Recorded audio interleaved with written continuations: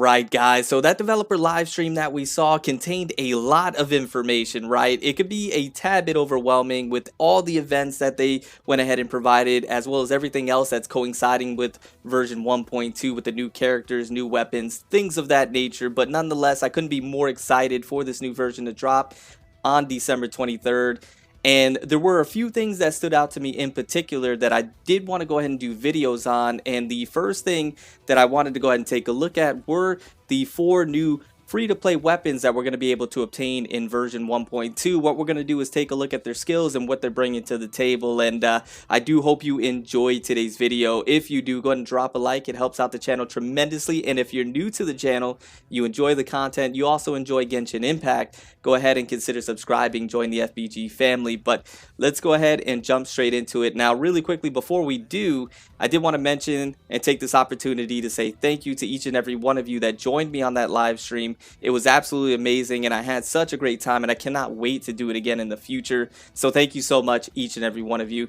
That support is amazing. But anyways, guys, let's go ahead and jump straight into it. So if you do not know, we're obtaining 4 new free-to-play weapons, which in of itself is absolutely fantastic in my opinion. So we have the one-arm sword, we also have the Claymore, we have the polearm, and we have the catalyst. Now I believe the bow is the only weapon archetype that we're not getting a free-to-play weapon for, which is a tad bit unfortunate as one of the brand new characters is a bow user. But nonetheless, it's still fantastic overall that we're getting 4 new free-to-play weapons. That is really amazing. So we're going to take a look at their skills right now and see if they are any good, or just in general what they're bringing to the table. So let's take a look at the one-handed sword. It has a base attack of 42, and really quickly before I jump any further into it, I did want to mention that we're taking a look at a fan-made site. So what we're going to be taking a look at, as a disclaimer, just take everything with a grain of salt.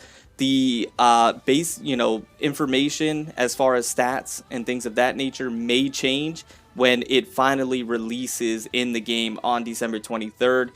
We can guesstimate that this is going to be very close to what we're going to see, but at the same time, I still have to preface the video by saying take everything that we're looking at with a grain of salt, as it could change, as this is from a fan-made website, which I'll leave a website in the description down below, a link to it so you can check it out for yourself. A fantastic website, really good information here.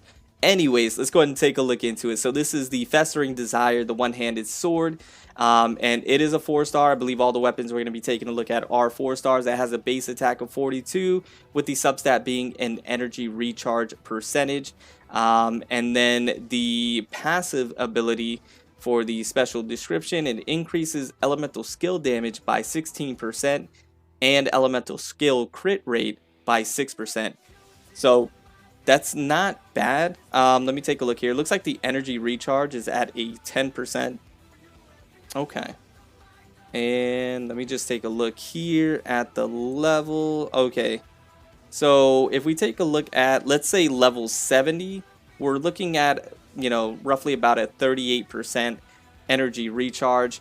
Not bad. And then as far as the increased elemental skill damage by 16% and elemental skill rate, skill crit rate, by 6%, not bad at all. So really good as far as a free-to-play weapon. And then the design of it as well looks absolutely amazing. So it's gonna be a cool weapon to just go ahead and obtain. I'm trying to think here. Increases elemental skill damage by 16%.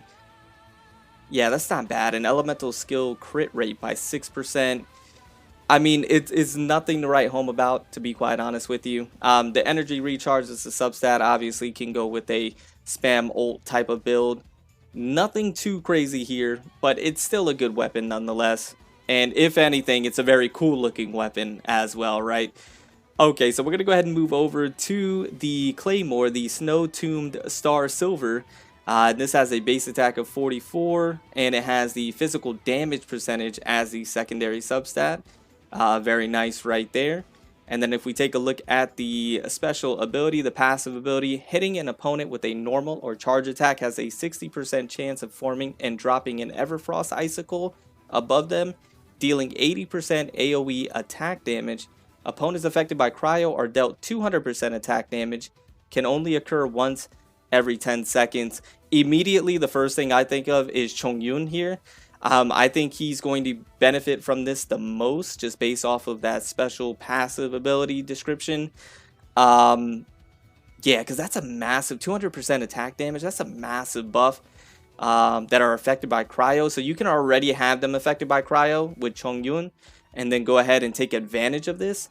And then that 60% chance of forming and dropping an Everfrost Icicle on them, dealing 80% AoE attack damage. That's just more attack damage right there. Yeah. Oh, okay. So here are the refinement ranks. Okay. So refinement rank 1, 60%. Refinement rank 2, 70%. It goes all the way up to 100% at refinement rank 5. Very, very interesting. And let me take a look here. I believe they show how you're able to obtain these weapons if they're craftable. Let me see here. These are the Ascension. Okay, and the obtained recipe. So this is a craftable one. Okay, and let me take a look here because I didn't realize the refinement ranks were at the bottom. I do apologize. Here we go. So 16% elemental skill damage, 20%, 24%. Okay, it goes up to 32% elemental skill damage and 12% crit rate. Okay, so I'm right off the bat really liking this Claymore, especially if you're a Chongyun main. And then you can see the physical damage percentage over that one-handed sword. And once again, the design looks absolutely amazing. I really, really love the look of that Claymore right there. Okay, so moving on to the next one, we have the polearm, the Dragon Spine Spear. Has a base attack of 41. This has a physical damage percentage as the substat. And the special passive ability, hitting an opponent with normal and charge attacks, has a 60% chance. Okay, so it is the same as the Claymore. Very, very interesting. Okay, so at refinement rank 5, it should be at 100%. Yeah, okay. This one is craftable. It is. This one's craftable as well. And you can see that new material right there, the Dragon Tooth. Huh. Very interesting. Okay, and then the physical damage percentage. So yeah, and then those are the Ascension materials. So, very same stats, very same passive abilities. Let me see here. The base attack. No, the base attack here is more. But that special ability is the exact same. So thinking right off the bat, I mean, there's no cryo polearm users, if I'm not mistaken. I have the wiki fandom pulled up here, and if I'm not mistaken, yeah, there's no polearm. But once again, you can use another cryo character as your teammate, apply that cryo, elemental effect, and then you can switch over to whatever polearm user you're using and take advantage of, you know, that passive ability. Interesting. Or that Everfrost Icicle, I imagine if it drops, it applies to cryo as well. I would imagine, I'm guessing on that one. I'm not entirely too sure. Okay, and then we can move over to the last one, which is the Frostbearer, which is a catalyst, base attack of 42, attack percentage as the substat. And this one has the exact same. Okay, so they're all the same, which is not unusual. There's a lot that's always the same within the set. They do the same things. And then there is the attack percentage as it goes up, the Ascension material right there, and then 100%. And this one's craftable as well. So with that Star Silver. Okay. Interesting. So if we take a look at, there's no cryo catalyst user at the moment, as well as no cryo polearm user. But once again, you have that teammate that is cryo. So for example, if you're using Chongyun with this weapon, then you can switch over to a polearm user, still take advantage, or once again, that Everfrost to proc for you, and then you could take advantage, because that 200% is pretty massive. I'd have to see how it works in game, but nonetheless, the set looks to be a good one, just based off of the percentage, 60% chance. Not bad at all. And at refinement rank, let's just say 2 goes to 70%. Yeah, so it's not bad. It's not bad. It's more than half. And then you're getting that 80% AoE attack damage, and then that 200%. That goes all the way up to 360% at refinement rank 5. with 140% AoE attack damage. We're starting to get to some pretty nutty numbers once you start to get that refinement rank up, just depending on which one you're going to be going for. Yeah, I like the set. I like the set. I think it's great.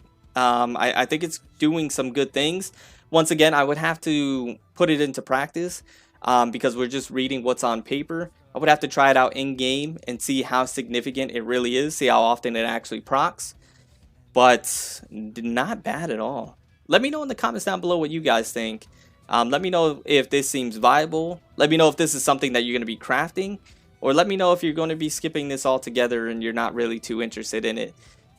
Even from a collector's standpoint, this might be something just to get, you know, as a collection. Just in general. Like I mentioned, they all look great though. I love the design of all of them. And then even the Festering Desire, albeit the skill, the passive, it doesn't seem all that great. It doesn't seem all that great. Obviously, this one seems to be, you know, predicated and built for Albedo. But outside of that, I mean, it could probably be used on anybody. But I just, it seems a little bit underwhelming for me. Once again, I'd have to use it and try it, but nonetheless, it looks great. But anyways, guys, that is going to be the video. I hope you enjoyed the video today. I hope you got something from it. Once again, let me know in the comments down below what we discussed. Let me know in the comments down below what you think about these weapons that we're going to be able to go ahead and get in the new version 1.2. And let me know what you're most excited for as well. But anyways, guys, I'm going to get out of here. Remember to stand out, be different, have fun, go further beyond in everything that you do. And until next time, my boys, until next time, it's your homie Cody GT, and I'm out. Bye, guys.